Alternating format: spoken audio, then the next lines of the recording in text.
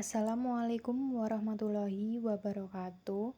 Saya akan membahas materi pembelajaran kita, yaitu istilah kajian Al-Quran. Istilah kajian Al-Quran adalah mengkaji, berarti memahami arti dan makna ayat Al-Quran yang kita baca. Dengan mengerti dan memahami arti yang sebenarnya, Al-Quran akan mampu menjadi obat, solusi, pedoman, serta pegangan hidup pembacanya.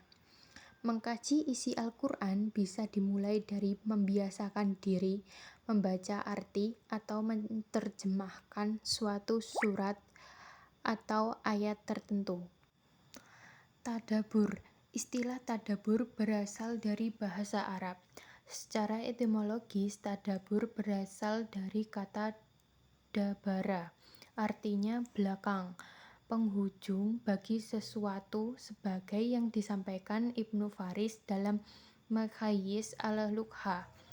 Adapun tadabur berarti memikirkan, merenungkan, dan memperhatikan suatu di belakang atau memperhatikan kesudahan perkara serta memikirkannya. Secara terminologis, para ulama telah mendefinisikan makna tadabur.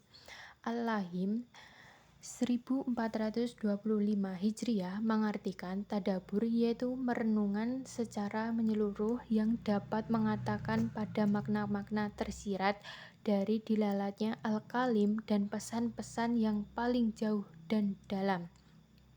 Al-Lusi dalam Ruh al-Ma'ani mengatakan makna dasar tadabur adalah memperhatikan dampak dan akibat berbagai perkara.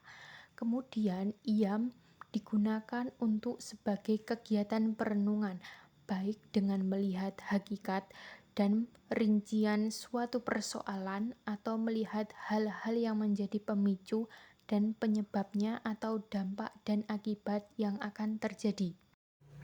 Tafsir. Secara etimologi, perkataan tafsir biasa diartikan menyingkap, al-kasaf, dan menjelaskan al-bayan. Ianya diambil dari perkataan al-safar atau al-tasafaroh yang berarti memeriksa penyakit melalui air kencing.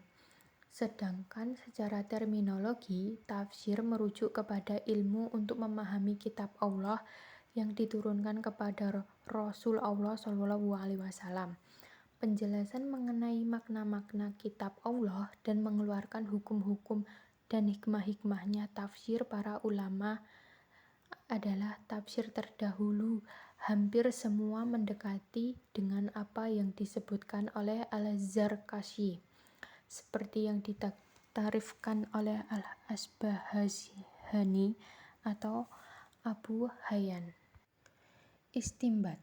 Secara bahasa, istimbat memiliki arti menciptakan, mengeluarkan, atau menarik sebuah kesimpulan.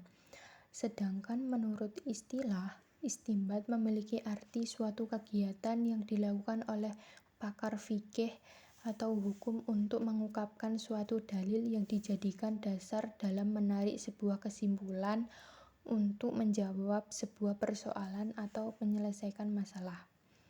Sedangkan menurut hukum istimbat adalah suatu cara yang dilakukan atau dikeluarkan oleh pakar hukum untuk mengungkap suatu dalil hukum untuk menjawab persoalan yang terjadi.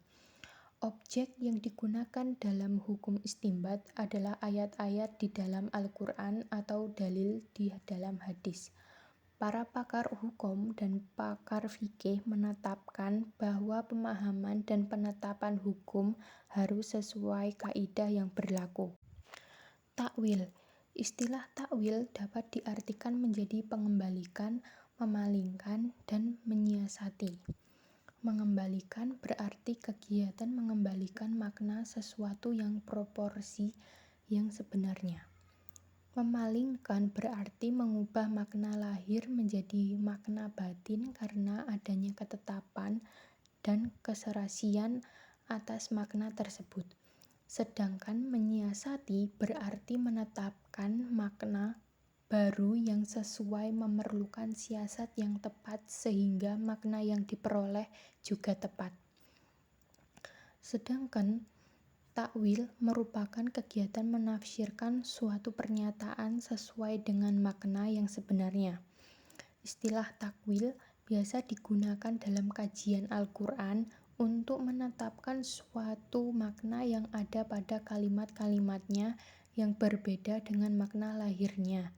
Takwil bertujuan untuk menyesuaikan antara pengertian di dalam Al-Quran dengan sunnah yang diajarkan oleh Nabi Muhammad SAW. Qiraat. Secara etimologis, qiraat berbentuk jamak dari qiraah, adalah masdar dari qara'a yaqra'u qiratan, berarti dam al-huruf wa al-kalimat ba'diha ila ba'din fi at-tartil, menggabungkan huruf dan kalimat satu sama lain dalam bacaan. Dalam bahasa Indonesia, qiraah berarti bacaan atau membaca. Sedangkan secara terminologis yang dimaksud dengan qiraah adalah cara membaca Al-Quran oleh seorang imam ahli qiraah berbeda dengan cara membaca imam yang lain. Terdapat 3 unsur utama, yaitu pertama, qiraat dimaksudkan menyangkut pembaca ayat-ayat Al-Quran.